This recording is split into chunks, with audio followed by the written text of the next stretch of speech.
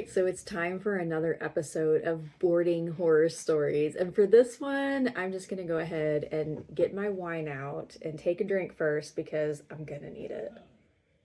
I was looking so hard for some place to go that would actually take care of my horse and not be a disaster. And I was also really hopeful to find a place that had the facilities to do dressage. The big glaring problem with this barn was their indoor arena. They didn't seem to have a real drag at all. The indoor arena was like rock solid. It just had been beaten down for so many years that it was like completely like basically like a desk or like a concrete floor. And along the rail, there was maybe like 6 to 7, 8 inches tall of like this rock hard hump along the rail. And it was just completely rock. The outdoor arena was really, really nice. It was really huge.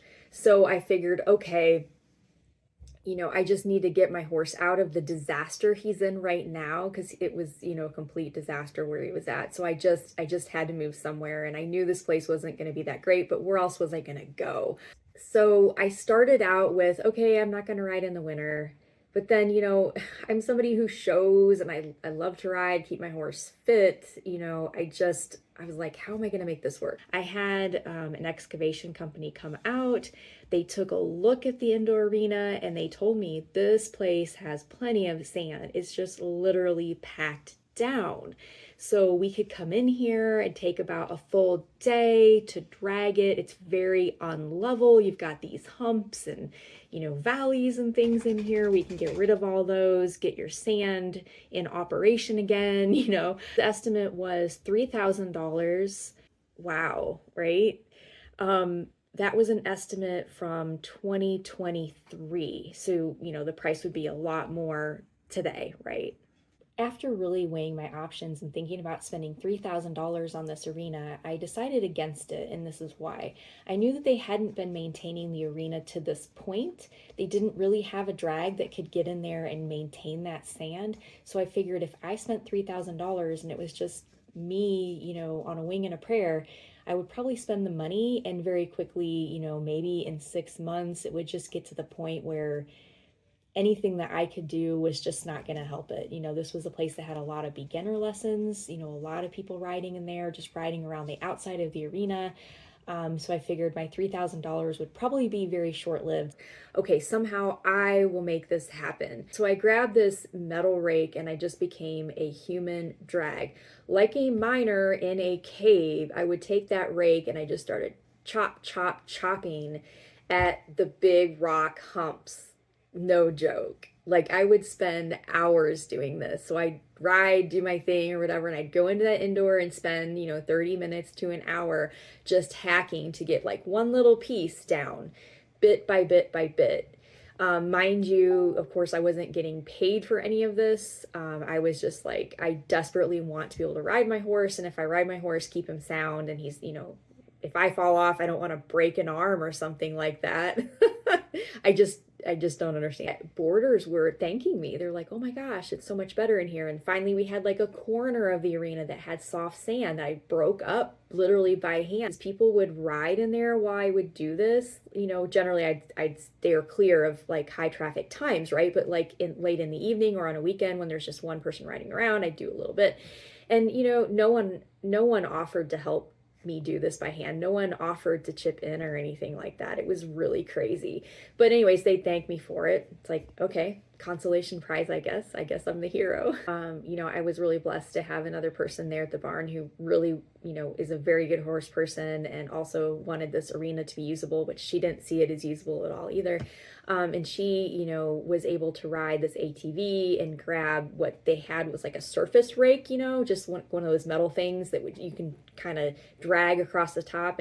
And she would get on that and she would, work the arena. But again, it didn't dig into the rock hard stuff. It just kind of, would move stuff around that was broken up. I bought actually a hand tiller, like for a garden. I tried to use that on some of like the rock areas and stuff. And it was like $120 purchase. It didn't last very long. It could not dig through that rock hard stuff, but it did give me some relief for a short amount of time. Finally, I found a boarder that actually owned a drag at their home property.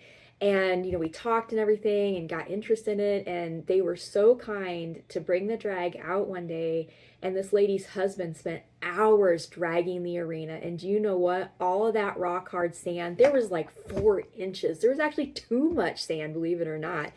It was just pure magic to see that arena turn into the sand that it used to have. And I was like, oh my God, I'm going to be able to ride my horse again. And oh my gosh, I've solved one of the problems at this barn that was huge. Oh, thank goodness,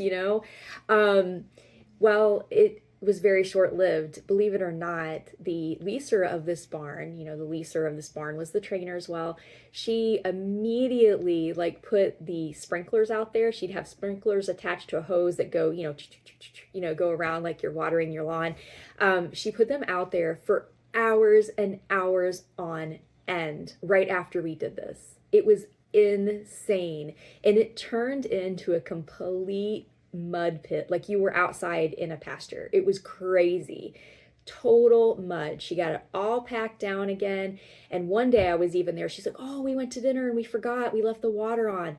But it was pretty obvious that they did this on purpose because it happened again and again and again over the next, 1 to 2 weeks. And then the wife of the person that had the drag was even asked me, they're like, what's going on in the indoor arena? Oh my gosh, they're watering. It's getting packed down really fast again. And I was like, I don't know. I mean, I'm not doing it. Oh my gosh.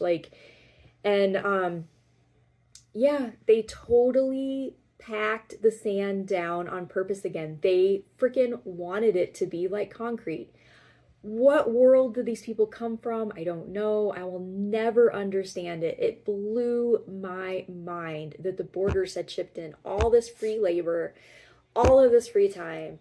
And they're like, they didn't say anything about it. Just put those sprinklers out there the whole time, watered and packed it down again. And within about 2 weeks, it was back to rock hard again, totally not rideable.